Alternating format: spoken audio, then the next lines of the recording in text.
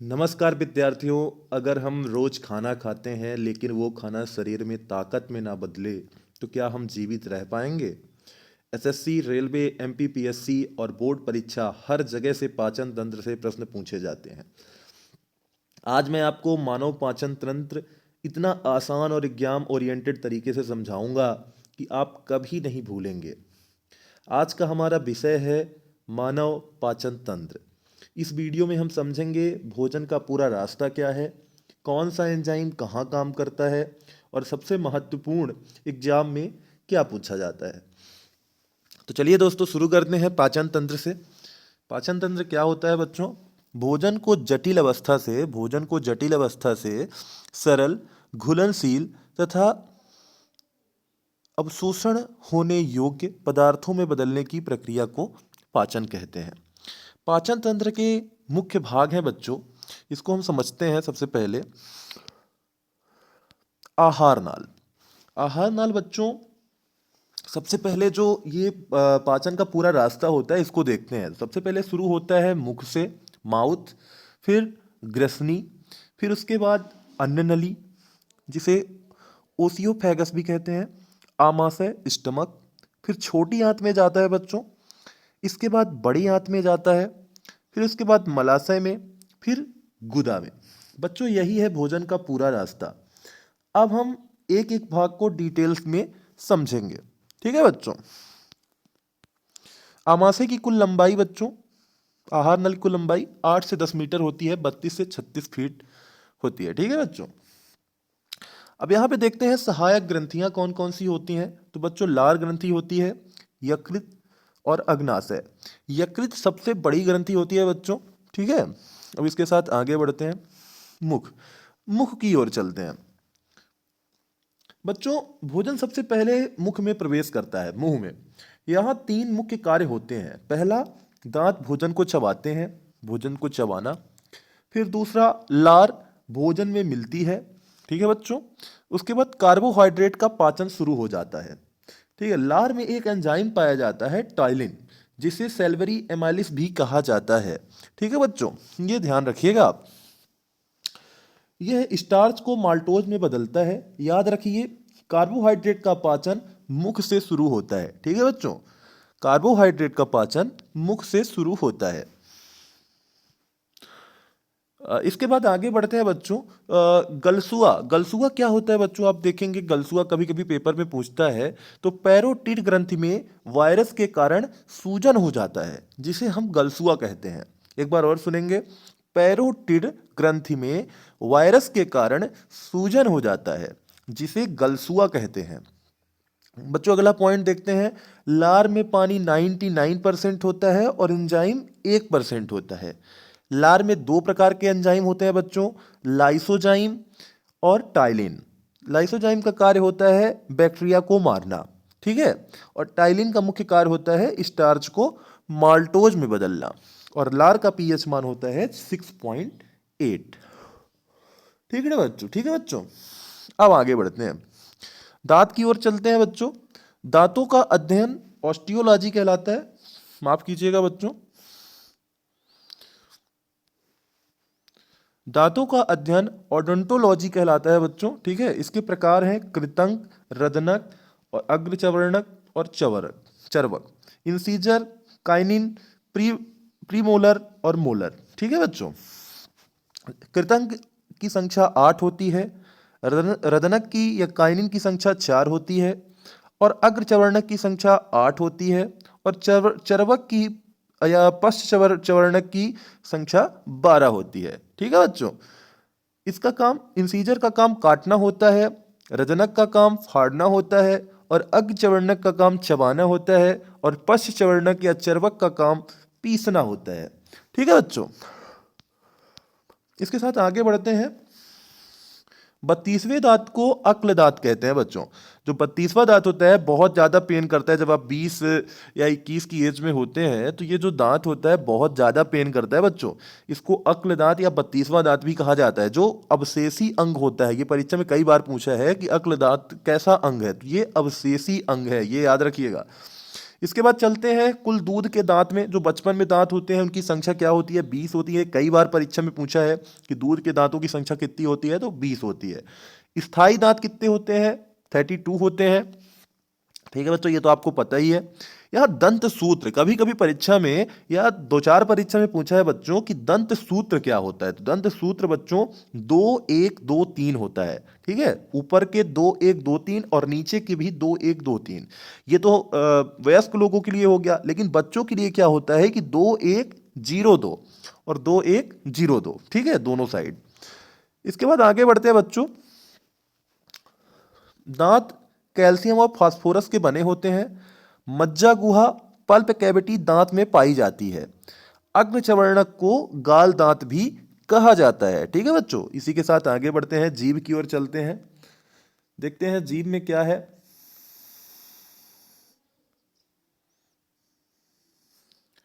तो बच्चों जीभ मांसल संरचना की बनी होती है, मांसपेशियों की बनी होती है, मांसल संरचना की होती है और मांसपेशियों की बनी होती है। जीभ की लंबाई 3.5 इंच होती है।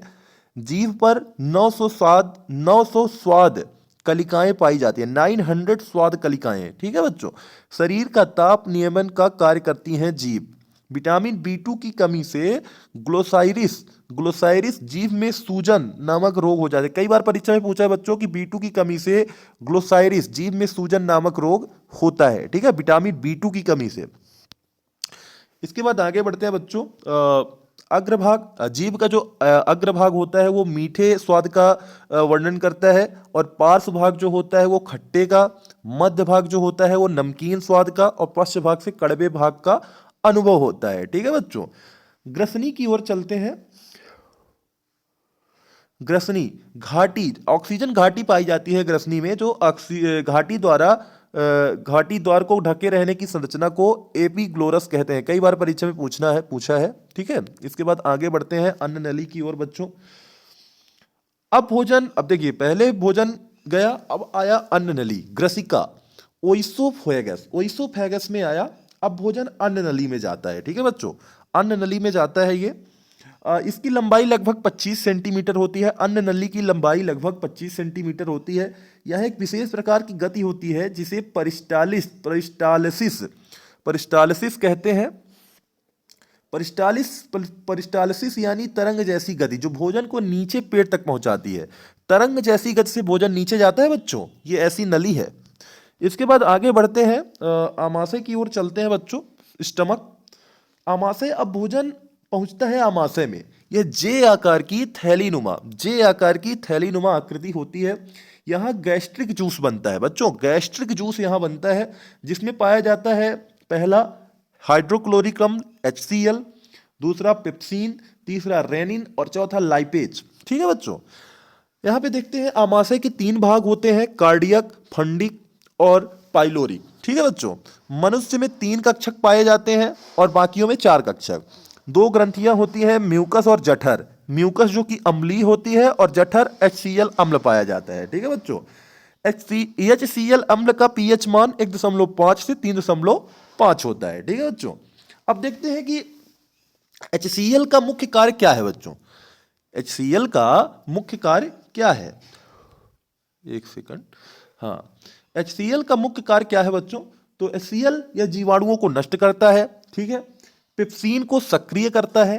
ठीक है बच्चों, और भोजन को सड़ने से बचाता है। यहाँ प्रोटीन का पाचन शुरू होता है। कई बार परीक्षा में पूछा है कि प्रोटीन का पाचन कहाँ से शुरू होता है, तो प्रोटीन का पाचन यहीं से शुरू होता है। पेप्सिन प्रोटीन को पेप्टाइड में बदल देता है। ठीक है, ये पेप्सिन में प्रोटीन का पाचन होता है। और ठीक है बच्चों, याद रखिए प्रोटीन का पाचन आमाशय से शुरू होता है। ये कई बार परीक्षा में पूछा है कि प्रोटीन का पाचन कहां से शुरू होता है, तो आमाशय से शुरू होता है। एंजाइम को देखते हैं बच्चों, रेनिन बच्चों में दूध का जमना देखते हैं इसमें। लाइपेज वसा पर हल्का कार्य करता है। प्रोटीन का पाचन आमाशय में शुरू होता है। ठीक है, अब इसके साथ आगे बढ़ते हैं। यकृत की ओर चलते हैं बच्चों। यकृत में देखते हैं क्या है। यकृत में पित्ताशय पाया जाता है। पित्ताशय जो होता है यकृत में पाया जाता है। एक दिन में 700 ml से 1000 ml पित्तरस स्त्रावित होता है बच्चों, ये याद रखिएगा। पित्तरस का पीएच मान 7.7 होता है। पित्तरस के द्वारा वसा का पाचन होता है पायसीकरण द्वारा। ये कई बार परीक्षा में पूछा है कि पायसीकरण द्वारा क्या होता है, तो पित्तरस के द्वारा वसा का पाचन होता है। पित्तरस में दो वर्णक पाए जाते हैं। पहला है बिलीरुबिन, यह पीला होता है। दूसरा है बिलीवर्डिन, यह हरा होता है। ठीक है बच्चों, इसी के साथ आगे बढ़ते हैं। बिलीरुबिन बढ़ने से पीलिया होता है। कई बार परीक्षा में पूछा है कि पीलिया किसके कारण होता है, तो बिलीरुबिन जो कि यकृत में पाया जाता है, लीवर में, उसके कारण पीलिया होता है। यकृत के अध्ययन को हिपेटोलॉजी कहा जाता है। ठीक है, यकृत का भार बच्चों 1.67 किलोग्राम होता है। यूरिया को अमोनिया में बदलने का कार्य यकृत द्वारा किया जाता है। एल्कोहल व शराब पीने से यकृत में सिरोसिस नामक रोग हो जाता है। ठीक है बच्चों, इसके साथ आगे चलते हैं अग्नाशय की ओर। अग्नाशय सबसे बड़ी मिश्रित ग्रंथि है बच्चों। सबसे बड़ी मिश्रित ग्रंथि कौन सी है? अग्नाशय है। यू के आकार की 6 से 8 इंच लंबी होती है, 80 ग्राम की होती है। सोडियम बाइकार्बोनेट के कारण इसमें क्षारीयता होती है। लैंगरहैंस द्वीप इसी भाग में, कई बार परीक्षा में पूछा है कि लैंगरहैंस द्वीप किस भाग में है, तो अग्नाशय में है। अग्नाशय रस बनाता है।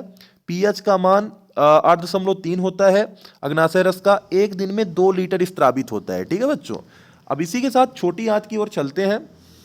एक सेकंड, ये कैसे हो रहा है? छोटी आंत की ओर चलते हैं। अब भोजन छोटी आंत में पहुंचता है बच्चों। यह लगभग 6 मीटर लंबी होती है। यही पाचन और अवशोषण का मुख्य स्थान है। ठीक है, यहाँ पित्त रस और अग्नाशय रस मिलते हैं, ये याद रखिएगा, और भोजन पूरी तरह सरल रूप में बदल जाता है। याद रखिए, complete digestion and absorption takes place in small intestine. ठीक है, छोटी आंत में ही पूर्ण पाचन होता है। इलियम में, छोटी आंत के इलियम भाग में पूर्ण पाचन होता है। इसमें याद रखिएगा जेजुनम में पाचन नहीं होता है। छोटी आंत के 3 भाग होते हैं, ड्यूडोनम, जेनुनम और इलियम। तो जेजुनम जो होता है उसमें पाचन नहीं होता है, इलियम में पूर्ण पाचन होता है। ठीक है बच्चों, इसी के साथ आगे बढ़ते हैं, बड़ी आंत की ओर चलते हैं। देखते हैं बड़ी आंत में क्या है। बड़ी आंत 1.5 मीटर लंबी और 2.5 मीटर इंच चौड़ी होती है। 1.5 मीटर लंबी और 2.5 इंच चौड़ी होती है। अब बचा हुआ भोजन बड़ी आंत में जाता है। यहाँ जल का अवशोषण होता है और अंत में मल का निर्माण होता है। ठीक है, इसके 3 भाग होते हैं, सीकम, कोलन और रिक्टम। सीकम में ही अपेंडिक्स का दर्द होता है और सेलुलोज का पाचन होता है। दोनों याद रखिएगा कि अपेंडिक्स का दर्द और सेलुलोज का पाचन कहाँ होता है, तो सीकम में होता है। हैजा नामक रोग कोलन में होता है। रिक्टम भी पाया जाता है। इसमें भोजन का पाचन नहीं होता, केवल जल का अवशोषण होता है बड़ी आंत में। अंगुली नुमा संरचना पाई जाती है। ठीक है बच्चों, इसी के साथ आगे बढ़ते हैं। अब जो हमने पढ़ा है उसको एक बार देखते हैं कि आपसे कितना आता है। तो एनर्जी के साथ बोलेंगे आप, जल्दी से दोहराते हैं कि कार्बोहाइड्रेट का पाचन कहाँ शुरू होता है बच्चों, तो आप कमेंट में बताइएगा। और प्रोटीन का पाचन कहाँ शुरू होता है, ये भी आपको कमेंट में बताना है। सबसे लंबी आंत कौन सी होती है, ये भी आपको कमेंट में बताना है। HCl का कार्य क्या है, ये भी आपको कमेंट में बताना है। और पेरिस्टालसिस क्या है, ये भी आपको कमेंट में बताना है। दंत सूत्र क्या है, ये भी आपको कमेंट बॉक्स में बताना है। प्रोटीन का पाचन कहाँ होता है, ये भी आपको कमेंट बॉक्स में बताना है। दंत सूत्र क्या है, मैंने आपको बताया है, ये भी आपको कमेंट बॉक्स में बताना है। दूध के दांत कितने होते हैं, ये भी आपको कमेंट बॉक्स में बताना है। सबसे बड़ी ग्रंथि कौन सी होती है, ये भी आपको कमेंट बॉक्स में बताना है। अगर आपको आज की क्लास पसंद आई हो दोस्तों, तो वीडियो को लाइक जरूर करें। ऐसे ही कॉन्सेप्ट क्लियर करने के लिए चैनल को सब्सक्राइब करें और कमेंट में बताइए पाचन का मुख्य स्थान कौन सा है। मिलते हैं अगली क्लास में, तब तक के लिए धन्यवाद।